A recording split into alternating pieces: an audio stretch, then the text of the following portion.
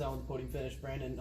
Just that last lap, kind of take me through that. Did you maybe expect or think that maybe there'd be some contact there and you had kind of a gap to open up and go for it? Yeah, so prior to the very last one, I figured that was going to be a big one, and it really turned out not to be. You know, I think that the 18 got a really good launch. 17 had to fall into place there, and so I was thinking, man, you know, we have to force the issue a little bit. I think this time.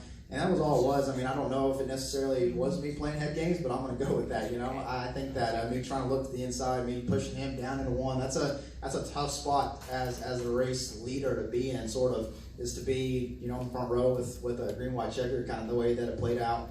Just because you know the guy behind you, if he gets a good enough launch, is probably going to push you or try to fake you out and do things. And so you know you were kind of in my game at that point of the race and executed it pretty well. So yeah, I expected a little bit of contact between those two, and that's what I was banking on winning the race, is them two kind of getting together, and that gave me the opportunity to get, you know, the pass.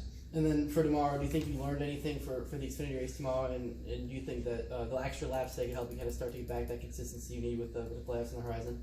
Yeah, certainly, man. I mean, this is always has proven, you know, before the Xfinity race, you know, me coming to run these ARCA races, it's always kind of changed the way that we've raced that Xfinity race. So just, I think, show up that day with more confidence, more aggression. You know, there's a lot of things today that we learned as far as, you know, where the passing zones were, kind of where the braking zones were too. I mean, I know this ARCA car is a little bit different than the Xfinity car, but all that stuff really translated pretty well. I mean, we've been running this track a bunch on the simulator, and so, you know, you have a decent idea. I've been coming to Watkins Glen for a long time now, so I have a general idea of where you need to be, but it's just a good refresher before tomorrow, before we, you know, fire off in practice. And in that series, we don't have many practice laps. We don't have much time anymore to dial in our supers over there. So yeah, it's a good start. A lot of momentum before tomorrow.